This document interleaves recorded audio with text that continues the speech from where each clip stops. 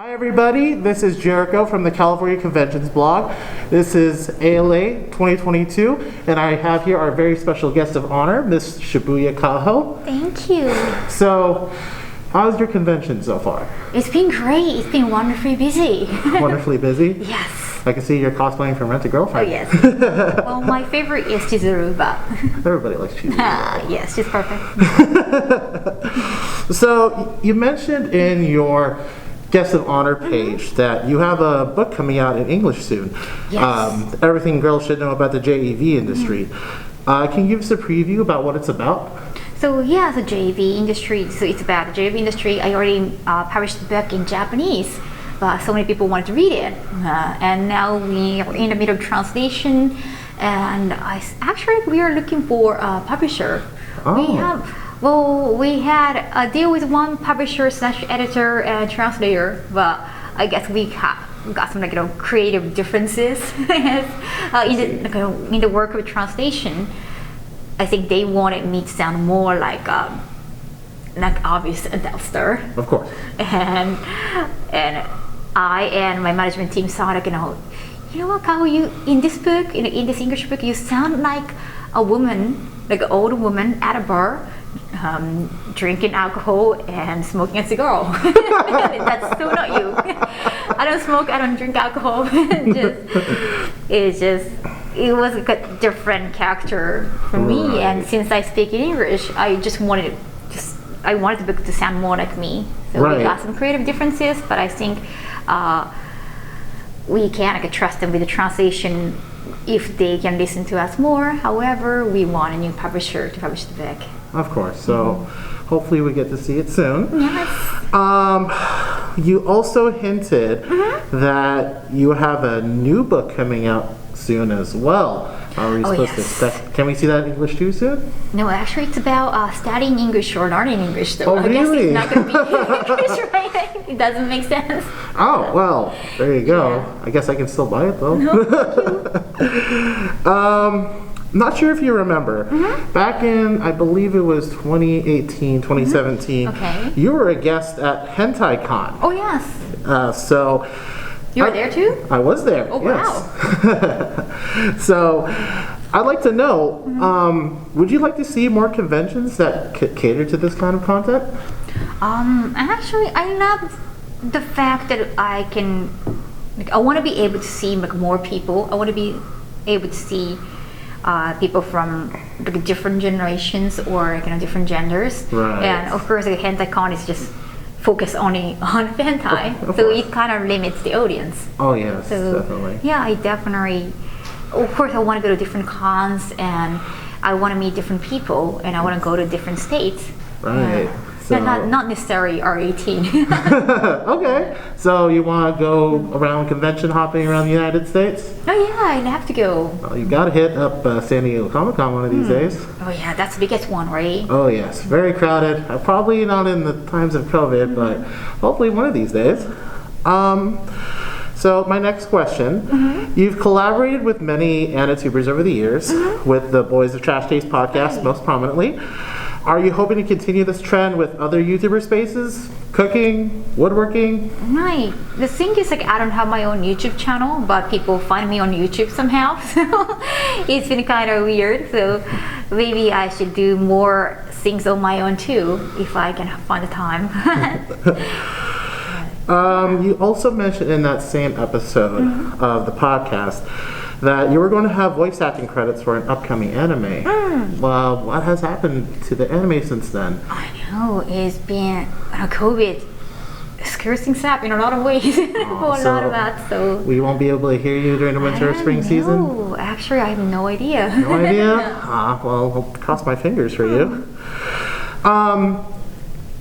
Branching off of that, given the huge rise of its popularity, would you consider collaborating with VTubers anytime soon? Right, I don't know how that happens because I'm still not a tech person, so I don't really know how to technologically collab with VTubers, but I have appeared on Project Merity's YouTube. Oh yeah. And she was on iPad, and the iPad was on somebody else's head, and we kind of had a date together in Tokyo.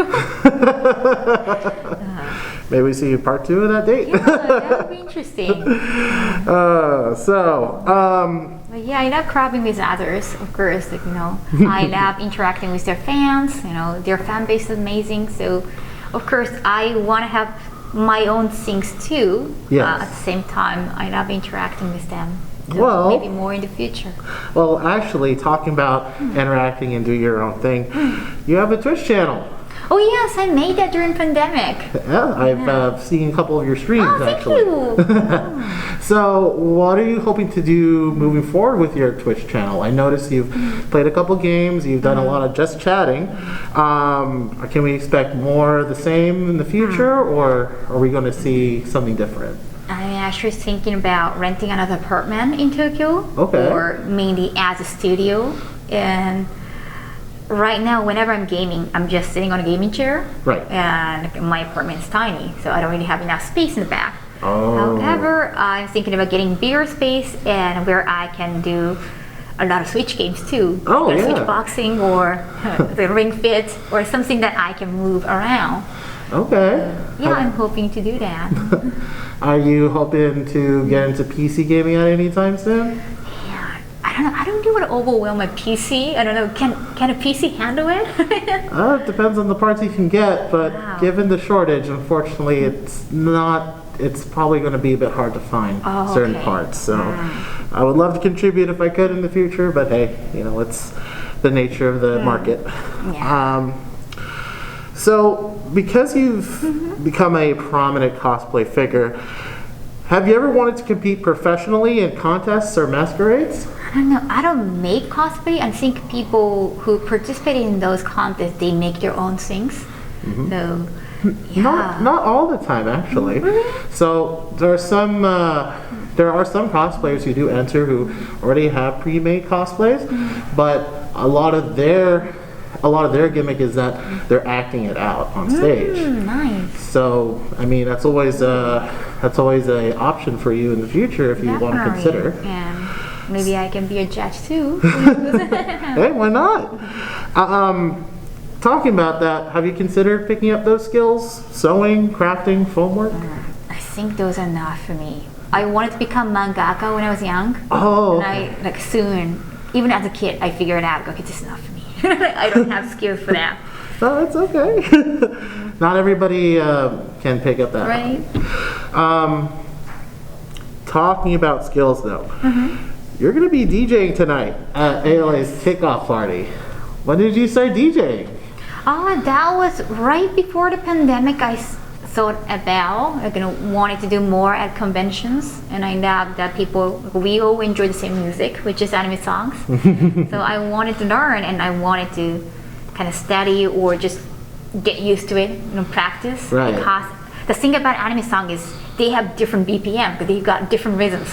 It's not like always hip hop. If you pick one genre, like bossa nova or hip hop, they usually have the same rhythm, right? Right. But anime song, not like that. Sometimes you have J-pop, J-rock, or moe songs and idol songs, and they got different beats. So it's really hard to DJ. So once I thought I could be finally ready, pandemic hit. Well, you got a lot of time to brush up on your skills. So this is gonna be my first time DJing in front of people. So yeah, not just in front of PC. So that's gonna be different. Well, I can't wait for tonight. For those who want to get into cosplay, what are some advice that you can give for, say, the socially anxious person? True. I didn't think about cosplaying when I was a kid. Like at all, I would just love to just admire them or just look at them. It was just another way of expressing myself, or just it can be an easy icebreaker. Like, hey, I love your cosplay, and I go, oh, do you make them? It's just so easy to talk to new people when you're in cosplay, and I think it's easier for them to talk to you. So yeah. Because it's that mutual stage where you're both playing a character. I guess, and they know you guys already know each other because you know the same show, you watch the same show. So it's been amazing, and you can just start with like Amazon cosplay. It doesn't have to be elaborate. And when you try to custom order your cosplay, it's ridiculously expensive. So yeah, well, if you have the skills, then maybe you can make one. So that would be interesting too. Yeah, so many great things can come from cosplaying. Would you say that your social circles have widened since you've started cosplaying? Oh, definitely. And we got more and more topics to share. And now they know what kind of shows I watch and I like. So it's easier for them to start a conversation, actually. Because, people can get nervous. I'm also like a naturally shy person. So I don't know, what's the conversational topic with this person? I always think about it. It's always nice if they're wearing a t-shirt with like anime t-shirts that I recognize. Oh, nice t-shirts, you like the show. It's just so easy to keep going, It is. with the conversation, right? I remember, quick anecdote, when I was in Artist Alley with my girlfriend earlier, we're both wearing matching shirts. So hers says, hers says, senpai noticed me, and it says, I'm her senpai. Oh, that is so cute. So, sorry, Chantal, I put you on blast. I apologize. Hi, I love Chantal. you, sweetie. All right, so my last question is, when you're here in the United States, what is your go-to meal when you're here? Well, especially in Cali, I love Mexican food here. You love the Mexican food Yes. here? I've never been to Mexico, so for me, this is the best I can get. In Japan, the portions are smaller. They don't really have the authentic meal, and they don't give you chips. You have to order chips, and those guacamoles, they don't really look fresh. So I'm just so excited to eat guacamole here or to go any other Mexican food here. Have you had carne asada fries yet? Not yet. Go. Make sure you order them Okay. when you go to the next Mexican restaurant you see. Okay. You'll absolutely love them. It's ridiculously unhealthy, but it's so good. Okay.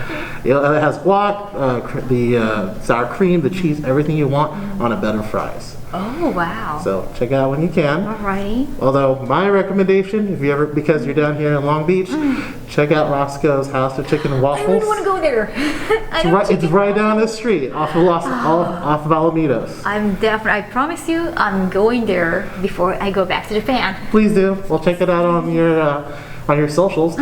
Well, it is the end of the interview, and where can we find you, Ms. Kaho? So I have a website, kahoshibuya.com, and you can also find me on social media such as Twitter, Instagram at Shibuya Kaho, and I've been streaming Twitch ever since the pandemic, and I really enjoy that, so I hope you do too. I mean, I've been enjoying her content. Hope you guys can see her too soon. So this has been the California Conventions blog here at Anime Los Angeles 2022. Thank you, Ms. Kaho, for giving us a bit of your time for the interview. I hope you enjoy the rest of the convention, and I can't wait to hear you tonight. Thank you. Oh, you're coming. Yes, I will. All right. Thank you. See ya.